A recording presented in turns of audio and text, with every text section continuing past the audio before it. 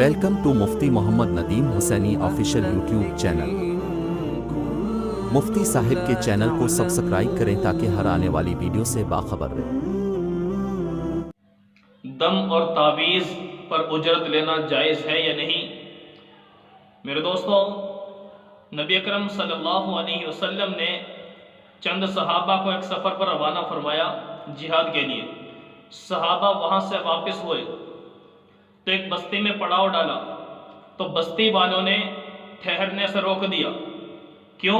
جیسے نبی صلی اللہ علیہ وسلم اور پہلے انبیاء کو ظلم کا نشانہ بنایا جاتا، تشدد کا نشانہ بنایا جاتا، دین والوں کو برا سمجھا جاتا، تو ایسے ہی ان لوگوں نے بھی کہا تم جس دین پر ہو، جس مذہب پر ہو، تم لوگوں کو ہم اپنی بستی میں رہنے کی اجازت نہیں دیتے۔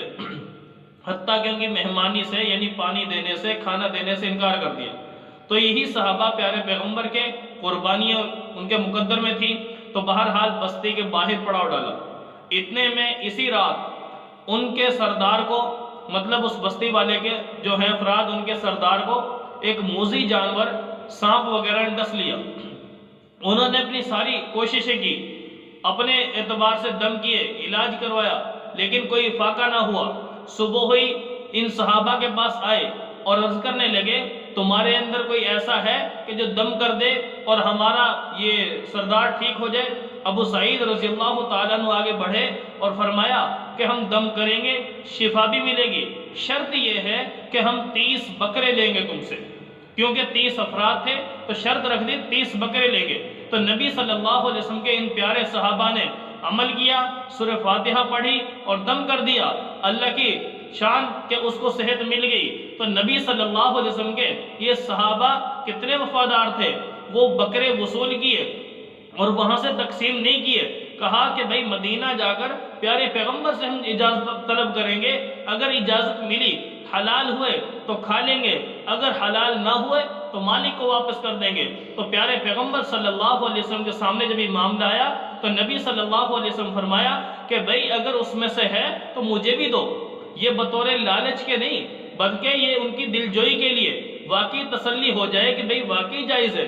تو اب یہاں سے سمجھ میں آئی نبی صلی اللہ علیہ وسلم نے اجازت دی ہے کہ تم نے دم کر کے جو اجرت لی ہے تمہارے لیے بالاتفاق جائز ہو، کسی قسم کی کراہت نہیں۔ اب یہ سوال جو عوام کرتی ہے کہ بھئی تعویذ پر اجرت کیوں لیتے ہیں، ٹھیک ہے، دم پر اجرت کیوں لیتے ہیں؟ بالاتفاق فقہا محدثین نے فرمایا اس حدیث کی روح سے اجازت ہے اور لینا جائز ہے۔ کیوں؟ یہ سوال پیدا کیوں ہوتا ہے آپ کے ذہن میں؟ دیکھیں، جب ڈاکٹر کے پاس جاتے ہیں، علاج کرواتے ہیں، ڈاکٹر مرضی کے پیسے لیتا ہے، وہاں پہ تو کبھی نہیں کہا کبھی آپ علاج کر رہے ہیں پیسے کیوں لے رہے؟ جب وہاں پر پیسے دینا، وہ بھی علاج کر رہا ہے، یہ حافظ عالم بھی علاج کر رہا ہے، وہاں پر پیسے دیتے ہوئے نہیں دکھتے کبھی، تو یہ عالم کو، حافظ کو یا عامل کو پیسے دیتے ہوئے کیوں دکھتے ہیں؟ تو لہٰذا اس بات کو ذہن نشین فرما لیں کہ تعویذ پر بالاتفاق اجرت لینا جائز ہے۔ اس طرح کے اشکالات کرنا مناسب نہیں ہے۔ کیوں؟ یہ بھی آپ ہی کے علاج کے لیے ہیں، آپ کا علاج کر رہے ہیں۔ ہاں اگر یہ بات ہے کہ فلاں عامل اتنا زیادہ پیسہ لیتا ہے تو آپ ڈاکٹروں میں نہیں دیکھتے، کوئی ڈاکٹر مہنگے ہوتے ہیں، کوئی سستے ہوتے ہیں۔ اگر آپ کو یہ مسئلہ ہے کہ بھی وہ مہنگا ہے تو آپ اس کے پاس نہ جائیں، علاج اس سے نہ کروائیں، سستے کے پاس چلے جائیں۔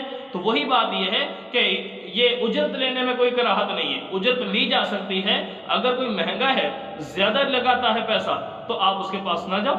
بہرحال كانوا قليلا من الليل ما يهجعون وبالأسحار هم يستغفرون